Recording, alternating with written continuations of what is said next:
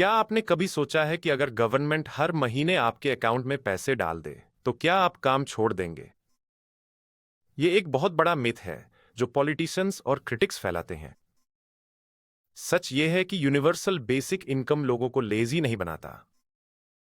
Universal basic income लोगों को lazy नहीं बनाता, ये बात हमेशा याद रखें। क्रिटिक्स पूछते हैं कि गवर्नमेंट को पैसा कहां से मिलेगा? क्या ये हार्ड वर्किंग पीपल पर हैवी टैक्सेशन से आएगा?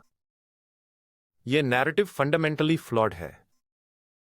इसका कोई एविडेंस नहीं है कि यूबीआई लेबर को डिस्करेज करता है, बल्कि यह लोगों को वेज स्लेवरी से आजाद करता है। यह उन्हें क्रिएटिविटी और एंटरप्रेन्योरशिप के जरिए एम्पावर करता है। अगली बार जब कोई यह कहे तो इस ट्रूथ को याद रखें। यूबीआई लेजीनेस नहीं बल्कि अपॉर्चुनिटी क्रिएट करता है।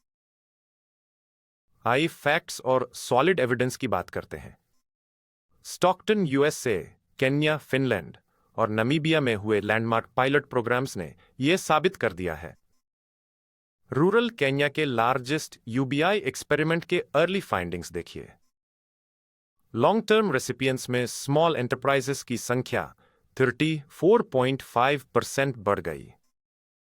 Gross revenues jumped by 59.6%। Net revenues surged by 98.7%। यह कोई साधारण बात नहीं है। वर्कफोर्स से बाहर निकलने के बजाय रेसिपिएंट्स ने लेबर मार्केट पार्टिसिपेशन बनाए रखा। उन्होंने पार्ट टाइम वर्क, अपस्किलिंग या फ्लेक्सिबल एम्प्लॉयमेंट चुना। यूबीआई बेरोजगारी या आइडलनेस क्रिएट नहीं करता। यूबीआई एंटरप्रेन्योर्स बनाता है, यह बात साफ है। फाइनेंशियल सेफ्टी नेट लोगों को कैलकुलेटेड बिजनेस रिस्क्स लेने की ताकत देता है। यह एविडेंस साफ दिखाता है कि यूबीआई नेशनल ग्रोथ को बूस्ट करता है। अब दूसरे मिथ की बात करते हैं। क्या सब्सिडीज यूबीआई से बेहतर हैं? Opposition parties including Congress in India historically UBI के बारे में हेजिटेंट रहे हैं। उनका तर्क है कि सब्सिडी स्पेसिफिक नीड्स को टारगेट करते हैं, लेकिन यह मिथ तोड़ना बेहद जरूरी है। सब्सिडीज अक्सर इनएफिशिएंट होते हैं और कॉर्पोरेट कैप्चर के लिए प्रोन होते हैं। ये सिटीजन्स की एजेंसी को पूरी तरह से छीन लेते हैं। एक सब्सिडी डिक्टेट करता है कि आप कैसे सरवाइव करेंगे, जबकि यूबी एम्पावर करता है कि आप कैसे थ्राइव करेंगे। डायरेक्ट कैश साइकोलॉजिकल फ्रीडम और एंटरप्रेन्योरियल स्पार्क देता है। स्मॉल बिजनेस क्रिएशन और फाइनेंशियल रेजिलियंस यूनिकली यूबीआई से ही अनलॉक्ड होते हैं। टॉप डाउन सब्सिडी स्कीम्स ये कभी नहीं कर सकते। अगली बार जब कोई सब्सिडी की वकालत करे तो एजेंसी और फ्रीडम के बारे में जरूर सोचें। क्या आप जानते हैं कि आप पहले से ही इसके लिए पे कर रहे हैं? यूबीआई टू एक्सपेंसिव है, यह आर्ग्यूमेंट उस क्रशिंग फाइनेंशियल बर्डन को इग्नोर करता है। क्या आप जानते हैं कि हम ऑलरेडी अपनी इनकम का अराउंड 40% टैक्सेस में पे करते हैं? हम ऑलरेडी अपनी इनकम का अराउंड 40% टैक्सेस में पे करते हैं। यह शॉकिंग है। बदतर यह है कि यह मनी ऊपर की तरफ फ्लो होती है। यह टॉप 1% पॉपुलेशन के पास चला जाता है। यह टॉप 1% पॉपुलेशन के पास चला जाता है जो ऑलरेडी 40% नेशनल वेल्थ होल्ड करते हैं। इंडिया में यह एक्सट्रैक्शन और भी इंसिडियस है। अप्रॉक्सीमेटली 20% ऑफ इनकम गवर्नमेंट को जीएसटी के रूप में जाता है। Alarmingly 64% of total GST collected bottom 50% of population से आता है। यह एक हाईली रिग्रेसिव टैक्स है। अगली बार जब कोई यूबीआई के कॉस्ट की बात करे तो इन हिडन टैक्सेस के बारे में जरूर पूछें। और भी बुरी खबर यह है कि इन्फ्लेशन आपकी सेविंग्स को चुपचाप खा रहा है। More than 20% of your savings silently inflation द्वारा एरोड हो जाते हैं। ऐसा इसलिए होता है क्योंकि गवर्नमेंट डेट के जरिए मनी प्रिंट करती है।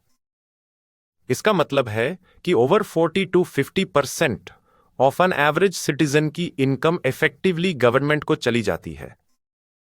Over 40 to 50% of an average citizen की इनकम इफेक्टिवली गवर्नमेंट को चली जाती है, यह सोचिए। और बदले में हमें क्या मिलता है? सिटीजन्स को अभी भी basic health care, good education और एसेंशियल सर्विसेज के लिए आउट ऑफ पॉकेट पे करना पड़ता है। हम टैक्सेस देते हैं, लेकिन सर्विसेज हमें खुद खरीदनी पड़ती हैं। यूबीआई कोई नया कॉस्ट नहीं है। यूबीआई कोई नया कॉस्ट नहीं है, यह हमारा राइटफुल डिविडेंड है।